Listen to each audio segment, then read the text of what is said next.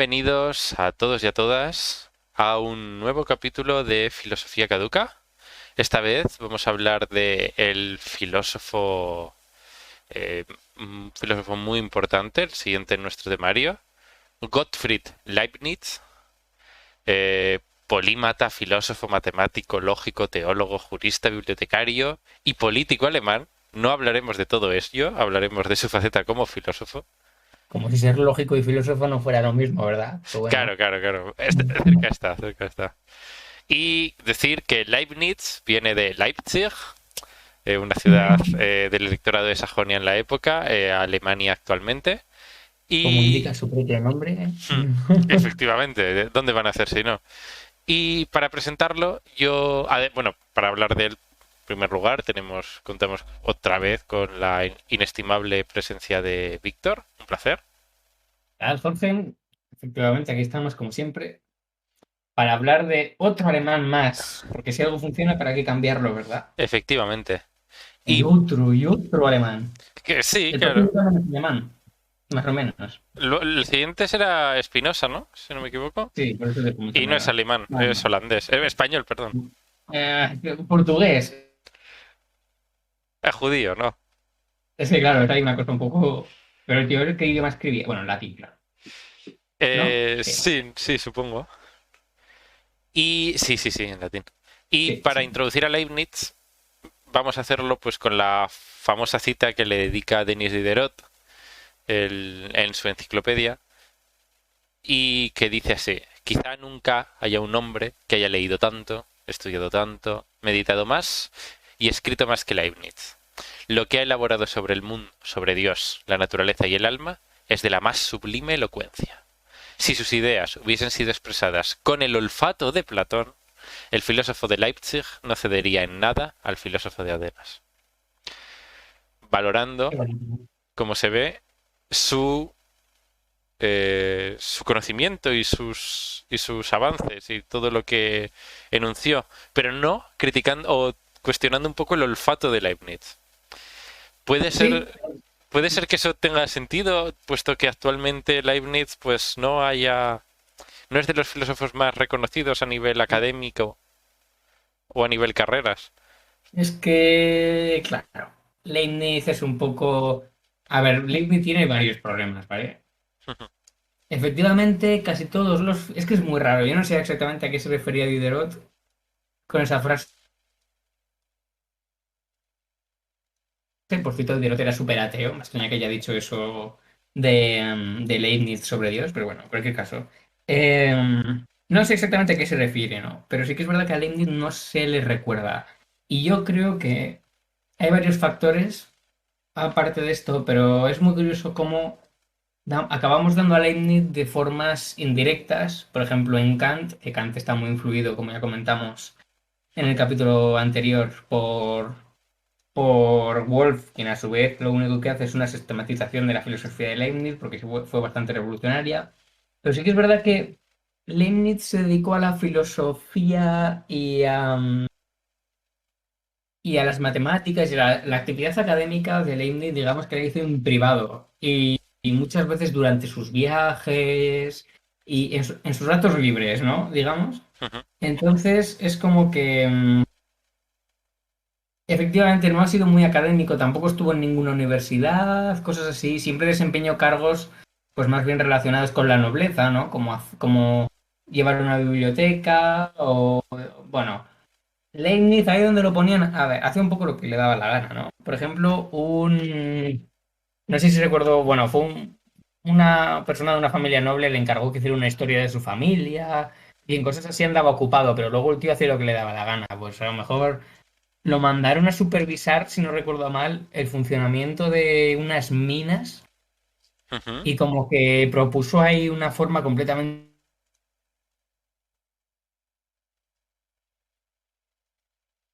ideas nuevas, cada día con ideas nuevas. Y la gente acababa harto de él, ¿no? Porque al final era un torbellino todo el rato, todo el rato. Imagínate que tú llevas una peluquería y aparece, tú aprendí todos los días con una idea nueva sobre cómo gestionarla. Lo mandas a tomar por culo, ¿no? Pues eso es Sí, un poco... un poco. Eso le pasaba un poco a Leibniz. Pero no sé, luego... acabó bastante olvidado. Al principio tuvo el favor de mucha gente y luego acabó muy olvidado. Cayó en desgracia. No sé, es una vida, digamos que es extrañamente poco.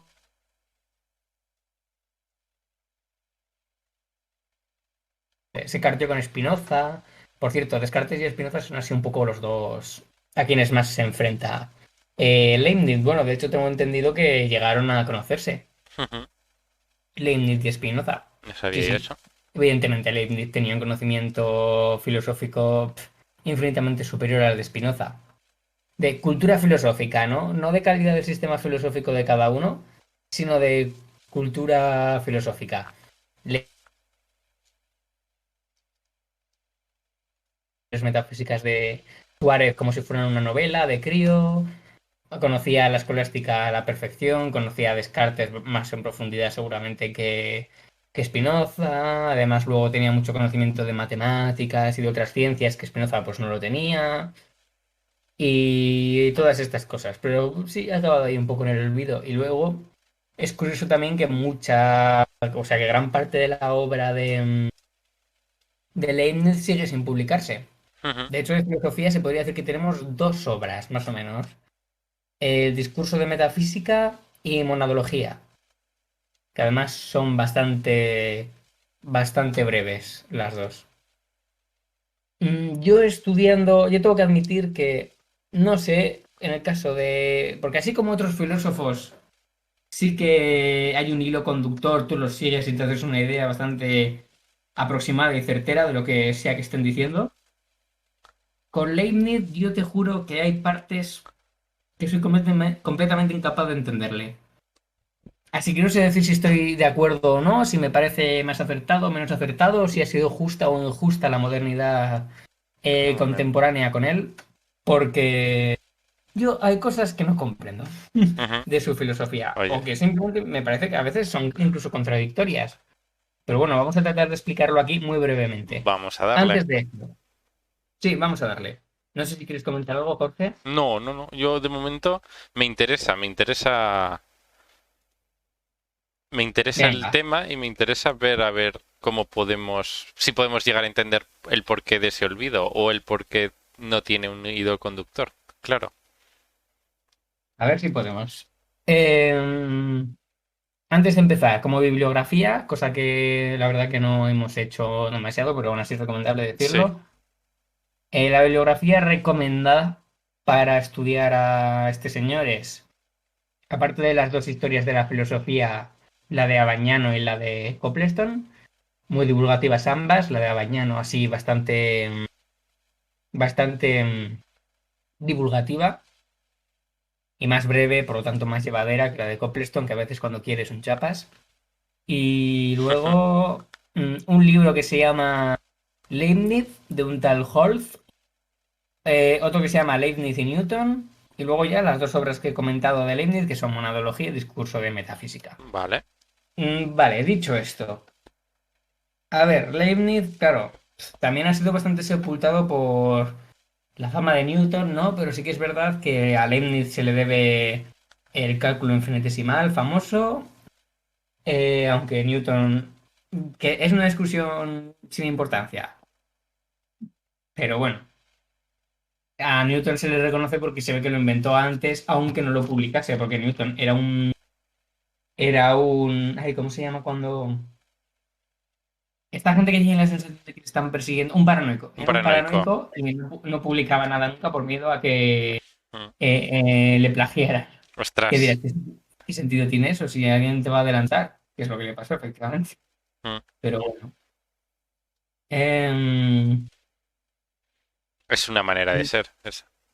es una manera de ser. Es un ser, es un estar en el mundo. Sí, es un estar en el mundo. Vale.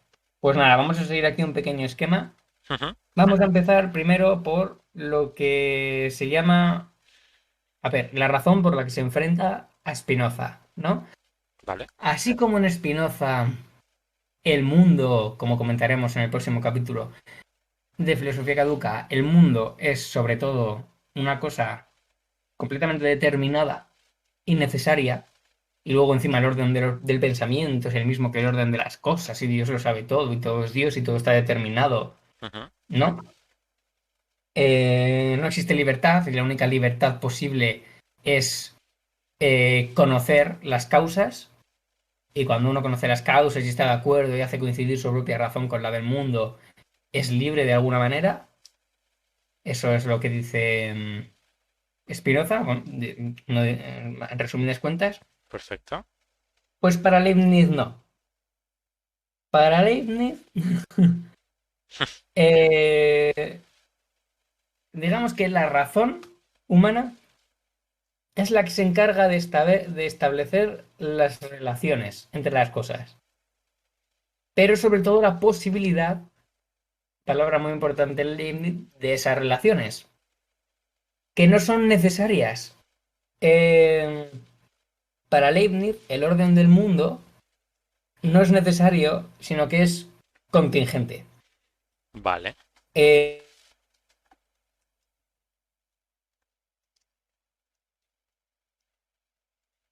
no determinado geométricamente y por tanto necesario, sino organizado espontáneamente y por tanto libre.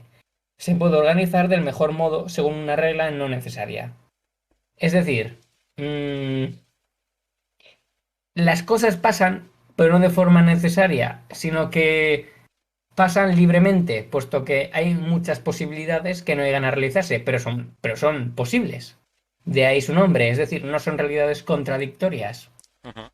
Pero siempre ocurrirá la mejor, porque Dios siempre elige la mejor de las opciones posibles. Vale. Esto es lo clásico. Sin significar esto, y esto es lo gordo, y aquí es donde empiezan los problemas, que el mundo esté determinado. Porque que Dios elija siempre lo posible no significa que esas otras posibilidades dejan de ser posibilidades. Son posibilidades, aunque Dios no las vaya a elegir nunca. ¿Se entiende, no? Y también se ve por qué cuesta tanto estar de acuerdo con él. Porque uno no puede, mmm, como se dice, bañarse y guardar la ropa, ¿no? Ya. Y esto parecería contradictorio. Y una de las grandes dificultades de Leibniz, cuando hablo de comprender, me refiero a... Y cuando digo que no comprendo a Leibniz, me refiero a que me cuesta mucho hacer como si estuviera de acuerdo con él. Ya. A esto me refiero con comprender, ¿no? Ujú. A intentar ponerte en su postura, a jugar a que estás de acuerdo con esa postura. Cuesta mucho porque parece que realmente es indisociable. O sea, es que no. Pero bueno, Dios siempre elegirá el principio de lo mejor, ¿no? Que es así como llama, el principio de lo mejor. Por eso lo de que él, vivimos en el mejor mundo posible. ¿Y puedes Mm, explicar lo que has dicho en tanto de por qué no es determinista? ¿Puedes explicarlo un poco más? lo voy a intentar, Vale, vale, vale. Porque a mí no... ¿vale? Claro, yo creo que entiendo por dónde va, pero no sé si acabo de verlo. Claro, porque aunque sean Es que, posibilidades y no sean elegidas, al ser posibilidades... eh, pero ¿cómo son posibilidades si no son elegidas? Claro, ahí hay un poco... bueno, voy a intentar, lo voy a Vale, vale, vale. intentar. Dice Leibniz algo así como que, a ver, todo se rige por el principio de libertad, ¿vale? Perfecto. Y Vale. pone la posibilidad en lugar de la necesidad. Ujú. Y Dios, al estar eligiendo la mejor posibilidad, Ajá. lo está eligiendo de forma libre Ah, vale, y no vale. necesaria. Vale, vale, Claro, vale, vale. Entonces lo entiendo, sí, entonces sí. Dios sería libre si quisiera no elegir lo mejor. Vale, La vale. cosa es que elige lo mejor voluntariamente, pero no Vale. puede no elegir lo mejor. Pero Pero aún así lo entonces, elige voluntariamente. pero entonces tampoco es voluntarista, ¿no? Porque lo mejor es independiente de Dios. Sí, Claro, no sería como correcto. Ockham, que Ockham podría decir, Dios elige lo mejor porque en el momento en el que lo elige Dios lo convierte en lo mejor. Porque, Esto es una cosa que también se le podría decir a Leibniz. no, pero Leibniz aquí estaría valorando lo mejor, sería un Dios que valoraría lo mejor De manera objetiva, o de manera, me refiero, como siendo lo mejor algo exterior a él, ¿no? O lo bueno algo exterior a él, o lo Y óptimo. si él ve todas las posibilidades, claro, es que no es exactamente que sea independiente, porque como el fin último al que se supone que estamos dirigidos solamente lo conoce él Ya, claro. y lo ha elegido él, entonces es lo mejor, pero es lo mejor hacia un fin que ha elegido. Ya. Claro. Ujú. Así Vale. que, bueno, Pero ¿para qué necesita decir esto? Porque claro, ¿qué sentido tiene dentro de su teoría, ¿sabes? ¿Por qué es algo pues importante porque este tema? hay que defender la libertad. Vale, vale, vale. La libertad Pero tiene es la sentido. libertad de Dios, no tuya, ¿no? Claro, exacto. Tú no eres libre. Y esto es, ahora a esto íbamos. Vale, vale. El ser humano no es libre de elegir lo que hace. Ujú. Él está ya dentro de una rueda en la que pase lo que pase, siempre será ese camino que Dios ha elegido como mejor. Sí, sí, el ser humano no es libre, la libertad existe solo para Dios.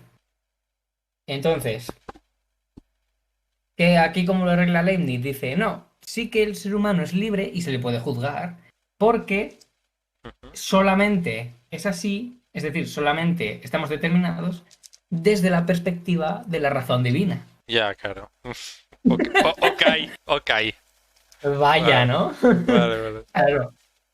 Pero no desde la perspectiva de la razón humana, porque desde la perspectiva de la razón humana solamente podemos juzgar a posteriori. O sea, es necesario, pero tú no lo sabes hasta que no lo has liado.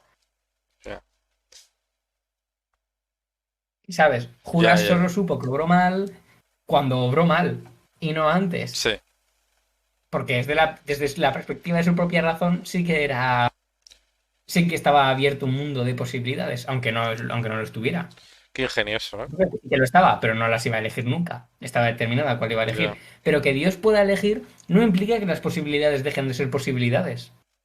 ya, ya, ya. Las Veo. posibilidades son en sí mismas. Ujú. Entiendo por dónde va. Sí, pero es una No mierda. sé si estoy de acuerdo. Esto nos lleva a la distinción, esto es muy curioso, muy interesante, entre verdades de razón y verdades de hecho. Por cierto, tengamos en cuenta, antes de continuar, que por cierto no vamos a decir mucho más, Ujú. eh, que la lógica que estudiamos viene de Leibniz. O sea, si alguien se ha preguntado alguna vez, ¿y este tal Frege, de dónde le vino la inspiración de hacer un lenguaje perfecto y de los problemas de la lógica y esa simbología rara que se le ocurre? Pues viene de Leibniz, ¿vale? O sea, Vale. si tiene un antecedente el giro lingüístico, lo tiene en Leibniz, quien también pretendió hacer un lenguaje perfecto y La estas Mathesis cosas. Universalis, ¿no? Eso es. Exacto. Bien, por si alguien no lo sabía. Ujú. Por eso la Vale. lógica, ¿no? Por eso de alguna. ¿Cómo? Por eso la lógica de alguna manera, ¿no? También. Sí, sí, claro. Claro. Bien, verdades de razón y verdades de hecho. Uh, ¿Dónde existe la necesidad en las acciones? Esa necesidad pura y no contingente y demás, solo existen las verdades de razón. Pero en las verdades de hecho no. Y es que se rigen por principios diferentes.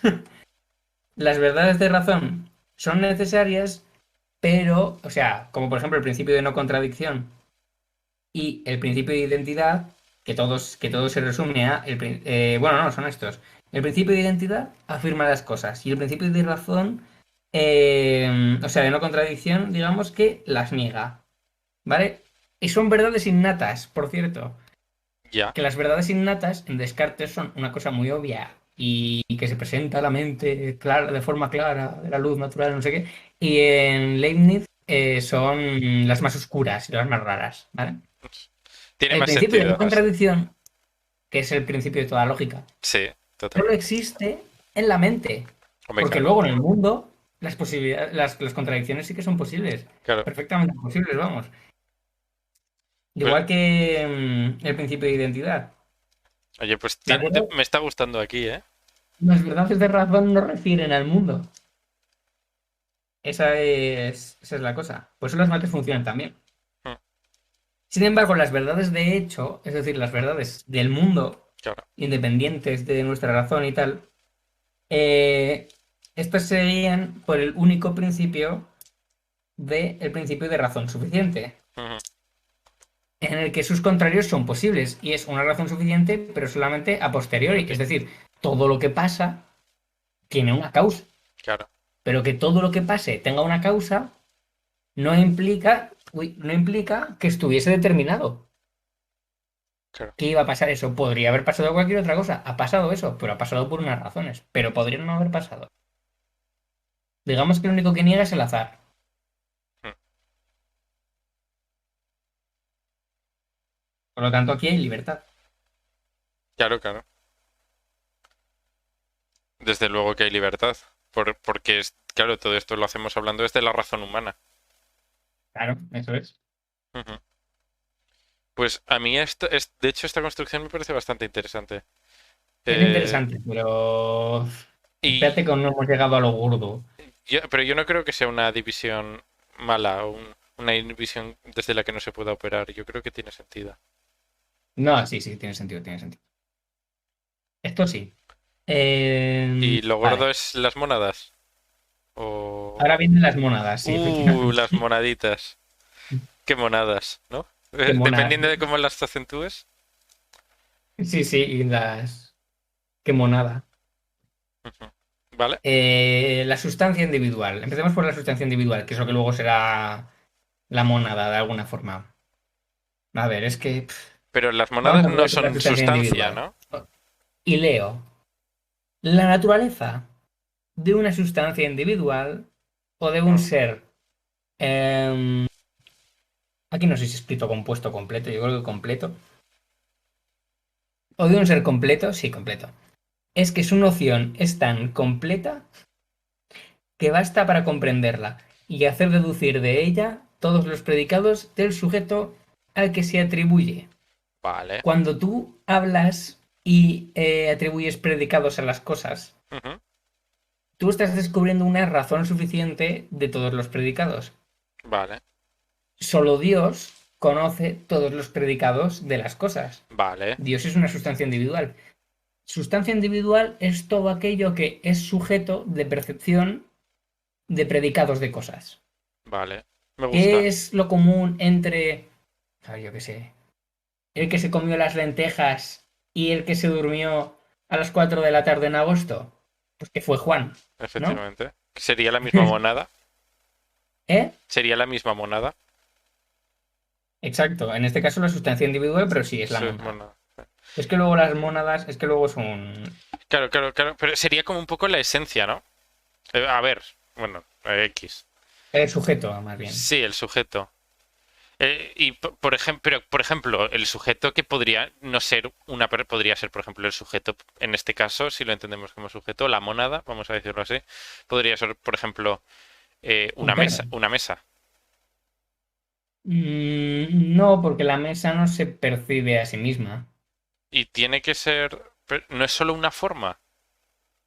No, tiene que ser, digamos, tiene que ser no consciente, pero tiene que, tal y como yo lo he querido entender, tiene que sufrir sus predicados. Ya. Vale, vale, vale, vale, vale. Pero bueno, Ujú. leo, otra aclaración más. Todo esto seguimos en el discurso de metafísica, ¿eh? Vale. Aunque Dios escoja siempre con seguridad el partido mejor, esto no impide que lo menos perfecto sea y siga siendo posible en sí mismo, aunque no se verifique. Porque no es su imposibilidad, Ujú. sino su imperfección lo que lo rechaza. Es decir, Dios no rechaza las cosas porque sean imposibles. Las rechaza porque son imperfectas, los mundos posibles, imperfectos. Jeje. Ahora bien, ninguna cosa cuyo opuesto sea posible es necesaria. Y como en todas las verdades de hecho son posibles sus contrarios, pues no son necesarios. Ujú. Esto es súper lógico, si te fijas. Sí. Es un texto muy bueno para S- entender lo que, hostias, esté diciendo Leibniz. Sí, sí, sí, sí. Y por eso, de nuevo, pues el hombre no es libre. Vale. Luego, mm, y antes de pasar a las monadas, ¿qué es que para Leibniz lo único que existe en el mundo es la fuerza, ¿vale? Vale. Esto es una parte así un poco oscura que es complicada, pero digamos que no existen cosas como velocidad y cosas así, ¿vale? Sino que lo único que mueve el universo es la fuerza, Vale. ¿vale? Y Bien. luego la ley de continuidad. Y esta es la famosa frase de Leibniz de que la naturaleza no da saltos. Ujú. Pues Vale. eso. La comunicación, pues eso, no da saltos, sino que es como una línea recta. Vale, así es la naturaleza, ¿no? Hasta aquí parece lógico, pero es que ahora llegamos a mi segunda duda con Leibniz, que es en el tema de las mónadas. Vale. Voy a ir rápido. A ver, bueno, voy a leer el primer postulado de la monadología, ¿vale? Por cierto, es muy cortito, insultantemente cortito. Igual son, no sé, 50 páginas, pero es insultantemente difícil de leer. O por lo menos de entenderlo bien, ¿no? En profundidad. Precisamente por ser tan corto, te quedas ahí un poco como... Hay cosas que no me estás explicando, ¿sabes? Ya. Pero bueno, dice, la mónada, primer punto, ¿eh? La mónada de que hablaremos aquí no es otra cosa que una substancia simple, que Vale. forma parte de los compuestos. Simple, es decir, sin partes. Postulado 2. Son todo postulados, ¿vale? Postulado 2. Es necesario que haya sustancias simples, puesto que hay compuestas, lo típico, ¿no? Em, vale, la siguiente no tiene mucho interés. Pa, pa, pam. La de las ventanas estoy buscando ahora.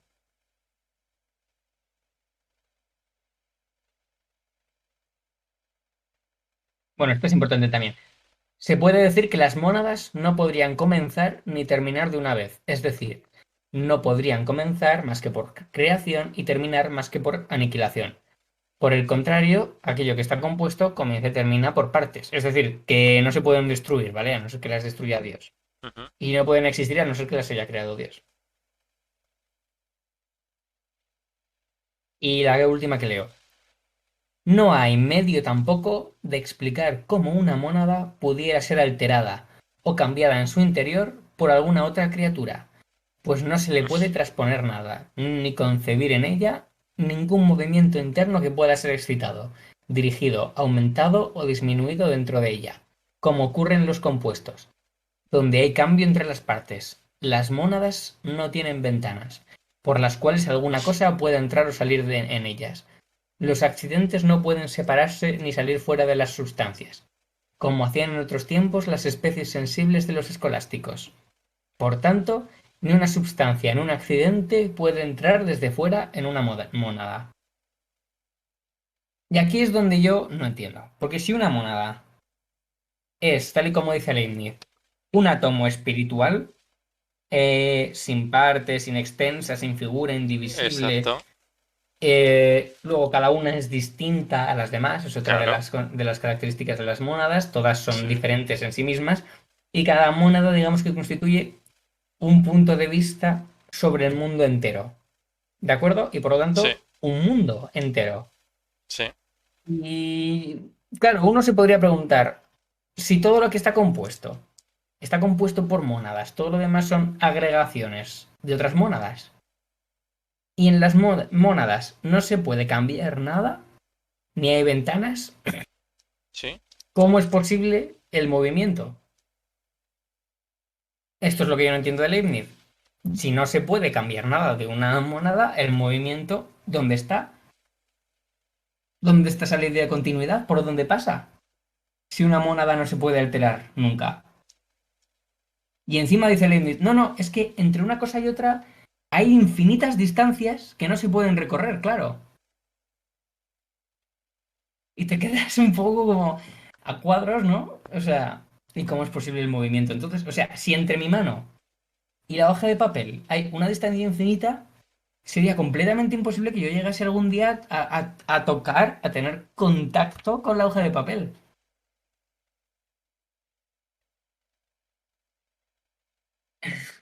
Te has quedado a bolos, ¿no? Pues yo también. A ver. Esto es lo de los reflejos, ¿no? La solución a eso. Que de alguna manera no sucede ningún cambio por la armonía, ¿no? Por el principio de armonía que tendría que ver con que ya estaría de alguna manera dentro de la libertad de Dios, eh, todo lo que todo lo que las monadas son en cada momento y por eso no habría cambios. Claro, pues que de hecho sí que hay cambios. Pero cambios Efectivamente, fenomenológicos. en Es Leibniz, decir, nosotros nos parecería que hay cambios, pero para Dios no habría claro, cambio. claro, pero sí lo hay, en tanto que hay movimiento. Ya, pero no entre mónadas, ¿no? Pero ¿cómo es posible que haya movimiento y que no sea entre las mónadas si todo está compuesto de mónadas? Porque el movimiento sería solo un fenómeno, ¿no? No sería esencial. Sería solo ilusión, como en Parménides. Sí, Pues que eso no me vale. sería relativo a la percepción de las relaciones espaciales entre mónadas. Sí, supongo. A ver, no creo que sea una solución demasiado buena, pero Pues no. ya, Por cierto, luego, las mónadas de alguna forma son conscientes, ¿vale? claro. De ahí vienen las percepciones, que son los estados y contenidos inconscientes de la monada. Para Leibniz, esto sí que es interesante. No todo lo que le pasa a uno lo sabe ese uno, así como en Descartes Bien, sí. bien, En Leibniz no somos conscientes de todas nuestras ideas. bien. Y luego son las apercepciones, Ostras, aquellas de las que sí somos conscientes. qué bonito. Precioso. A percibir, que Eh, me gusta, ¿eh? Siempre que un filósofo dice a percibir, me gusta. Está muy bien. Y luego has comentado el tema de la naturaleza, perdón, de la armonía preestablecida. Hmm, Bueno, pues leo. Puesto que la naturaleza del alma a ver. es representativa del universo de manera muy exacta, aunque más o menos distinta, la serie de representaciones que en el alma se producen responderá naturalmente a la serie de cambios del universo mismo. Como, viceversa, el cuerpo ha sido también acomodado al alma para la coyuntura en que ésta se concibe actuando exteriormente, lo cual es tanto más razonable cuanto que los cuerpos no han sido hechos sino para los espíritus.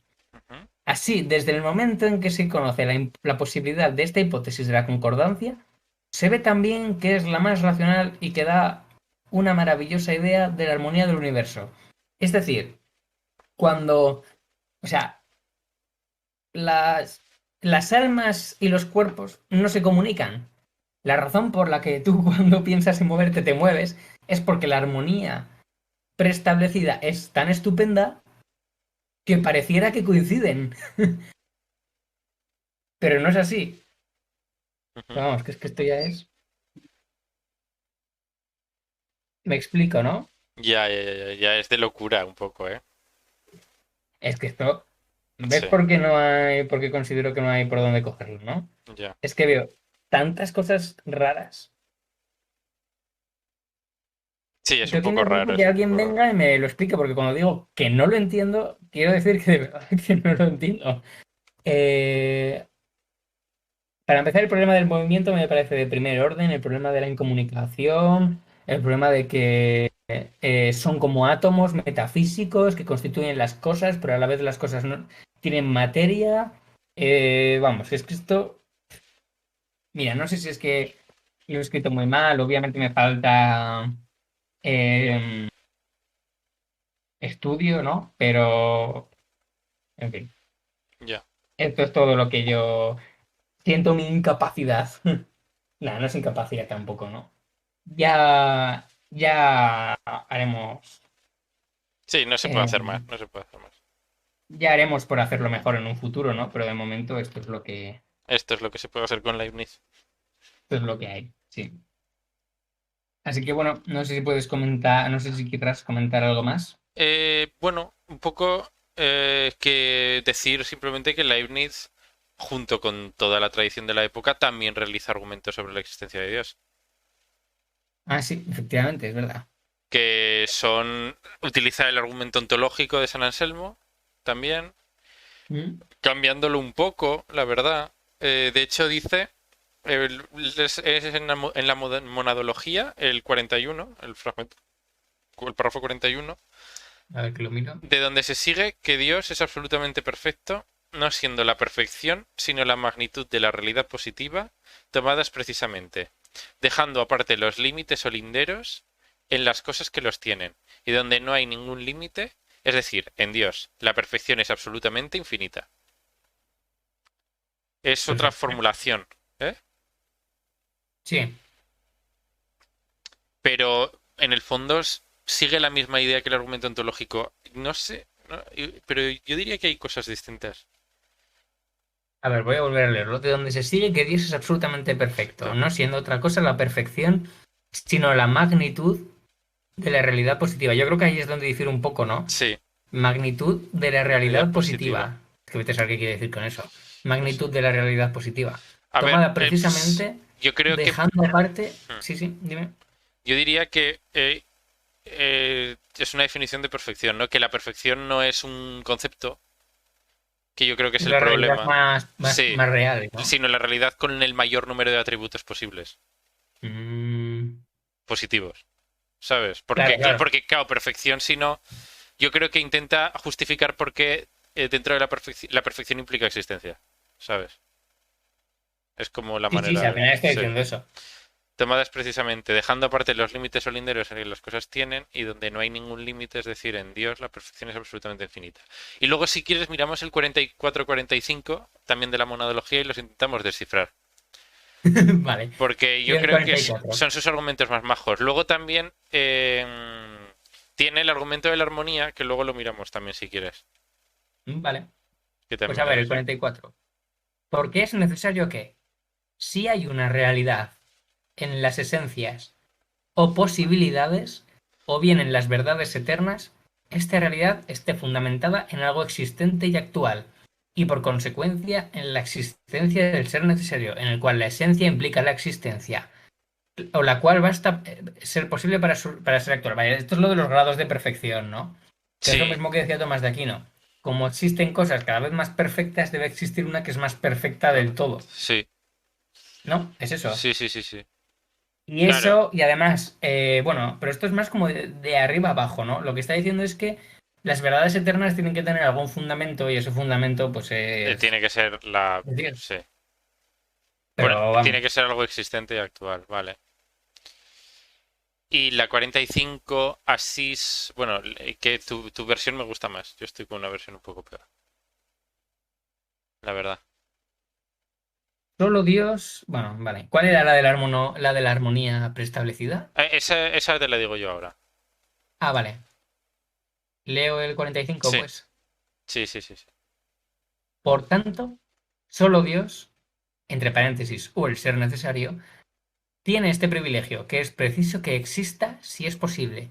Y como nada puede estorbar la posibilidad de la que no implica límite alguno, ni ninguna negación y por consecuencia ninguna contradicción, basta esto solo para conocer la existencia de Dios a priori.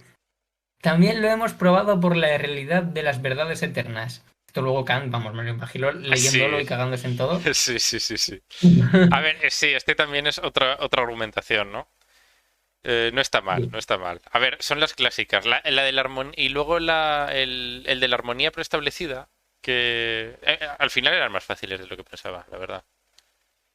El de la La armonía. segunda, sí. A ver, vale, ¿cuál es? ¿Cuál es? El de la armonía preestablecida. Bueno, porque siempre me gusta mucho leerlo. Espera, que termino de leer el 45 y Ah, vamos a vale, eso, vale, ¿vale? vale. Ah, sí, perdón. Pensaba que ya Pero había. también, sí, lo acabo, ya está, que no dicen nada nuevo, pero también acabamos de probarlo a posteriori, puesto que existen seres contingentes que no tienen su razón última o suficiente más que en el ser necesario, eh, el cual tienen la razón de su existencia en sí mismo. Vale, bueno, pues más de lo mismo. Vale, de la armonía preestablecida, ¿qué Bueno, postulado es? antes está el de la contingencia, ¿no? Que el de la contingencia, de alguna manera, también está en Santo Tomás, pero Sí. de alguna manera Leibniz lo expresa de la manera que más famosa, ¿no? De hecho, es uno de los... El ¿por qué hay algo en lugar de nada? La razón Claro, suficiente se encuentra en una sustancia que es un ser necesario que lleva la razón de su existencia dentro de sí mismo, ¿no? sí. Que este es uno de los más famosos. Ya estaba planteado, si no me equivoco, es una vía de Santo Tomás, la vía de la contingencia, tuvo que existir aunque cambia un poco, ¿no? Pero tuvo que existir un ser necesario que nos crease a todos los contingentes que observamos en el presente, ¿no? Sí, Más o menos. Pero no bueno, es exactamente lo mismo, ¿no? Porque una cosa es decir que la razón por la que existe el ser y no más ya, bien la nada es porque existe Dios, sí, pero es muy cuestionable, ¿no? Porque se podría decir, mm, es que igual lo que no existe es la nada, por ya, ejemplo. Y no es lo mismo que el que tú comentabas, ¿no? No es exactamente lo mismo, pero bueno, no, sí. van de la mano, pero no es Sí, exactamente lo pero mismo. de alguna manera porque Leibniz no es tan empirista como Santo Tomás, o no es tan no, no, no se basa en los sentidos para ningún argumento, ¿no? Y en este No, tampoco. no, no. Claro, claro. Y a mí me gusta este es muy clásico, ¿no? A mí me gusta mucho, el de la armonía preestablecida, que San Agustín habla de los gusarapillos, en plan de cómo puede ser, es el que Kant llama el argumento físico-teológico, que tiene que ver con cómo es posible que exista una armonía en el mundo tal, si no es por la existencia, porque alguien le ha dado un orden, ¿no? Y a mí me gusta Ya.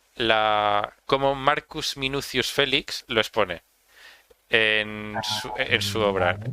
Es interesante, en plan, en el siglo II, es un autor romano, A cristiano. ver, a ver. A Venga, ver qué te dale. parece. Suponiendo que entraras en una casa y encontraras todo limpio, ordenado y bien cuidado, seguramente asumirías que tenía un maestro. Y uno mucho mejor que las cosas buenas, sus pertenencias.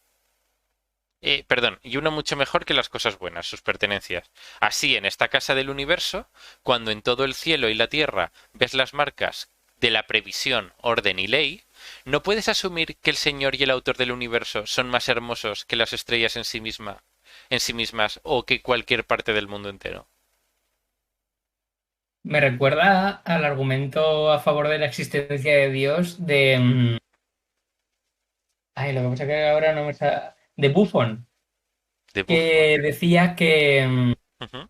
las especies animales han sido creadas porque ¿acaso podemos imaginar algo tan bello y tan preciso como el ojo de un animal? Sí. Está claro que alguien lo ha tenido que hacer. Es como si andando por el campo te encontrases de pronto un reloj.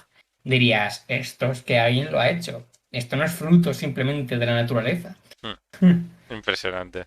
Me recuerda un poco. Pues Agustín de Hipona tiene otro que no sé dónde está, pero que habla de los gusarapillos y dice, utiliza esta palabra, bueno, en la traducción, ¿no? Que como Trapillo, ¿eh? que bien andando por la calle o andando por el mundo, por la naturaleza, ves los gusarapillos, los gusanos, ves todo y que te queda claro que tiene que existir un orden que les haya dado lo que son ahora. Pero bueno, además de luego esta será la quinta vía de Santo Tomás y Newton y Leibniz discuten sobre este argumento. Y esto es lo que me hace un poco de gracia, ¿no? Newton dice, eh, porque Newton también lo defiende, ¿no? En sus principia matemática. Este sistema más elegante de Sol, planetas y cometas no podría haber surgido sin el diseño y dominio de un ser inteligente y poderoso. ¿Vale? Vale. Es un argumento. Leibniz lo critica. Y Leibniz lo critica entendiendo que... ¿por qué? Porque Newton entiende que Dios interviene constantemente en el mundo para mantener su diseño ajustado. ¿Vale? Mm, Es un Dios que interviene, ¿no? Mientras que sí. Leibniz, no. Y se lo dice así, con una ironía bastante bonita. Según la doctrina de Newton, Dios Todopoderoso quiere, eh, term- Adelante, ya me acuerdo. Sí, sí, dale, quiere dale, terminar Elena. su reloj de vez en cuando. De lo contrario, dejaría de moverse. Al parecer, no tenía suficiente previsión para convertirlo en un movimiento perpetuo. Y me hace bastante gracia, la verdad. Es que es buenísimo. Porque lo dice con bastante sorna, la verdad. Sí, sí. Lo dice. A ver, aquí totalmente con Leibniz, ¿no? Si defiendes un dios todopoderoso no puedes defender la Que hay necesidad de una que dar intervención, al a mundo. no ser que lo justifiques como que es la manera de dar amor, ¿no? O de, ¿sabes? Como de... Sí, sí, Podría sí. ponerle un comedero a mis pájaros que fuese automático, pero no lo voy a hacer. Claro, Para que porque... tengan contacto conmigo todos los días, Exacto. Se ¿no? podría justificar algo así, pero bueno, Es sin un más. rollo. Sin más, sí, efectivamente. Pues Sí, nada, sí. poco más. Luego este argumento ha evolucionado mucho. No sé si queréis leer alguna lectura de algún teólogo actual, que son majos también. No sé si os hace gracia. Sí, está bien, siempre estas cosas. Los del diseño inteligente y demás. Son muy majos. Siempre está guay hacerlo, a ver si te engañan. Bueno, Mm, bueno, pues nada. Ya. sí, Bueno, pues ya. Esto es Leibniz. Leibniz tendrá mucha influencia, como ya hemos comentado, en Wolff, en Kant, en los lógicos, en las mates. De hecho, se hace más caso a la formulación del cálculo infinitesimal de Leibniz que a la de Newton, curiosamente. ya.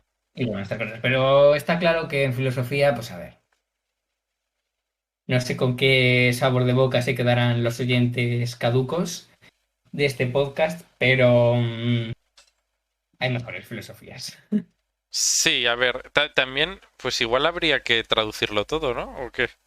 Igual Claro, eso es cuando lo que salgan todas sus comentábamos. obras, Igual se convierte en el mayor filósofo que ha dado Europa quién sabe. o el mundo, porque como decía Séneca, las verdades, todo aquello que es verdad es patrimonio universal. Pues eso. Pues totalmente. Pues que metan a Confucio en las oposiciones, que es Eso es. patrimonio universal. Exacto, exacto. Pues sí. Pues sí, Mm, pues nada, Pues aquí lo vamos a dejar, me parece a mí. perfecto. Un placer haber estado con vosotros y nos vemos en el siguiente programa dedicado a Espinosa. Eso es. Venga, pues Jorge, nos vemos. Nos vemos. Hasta luego.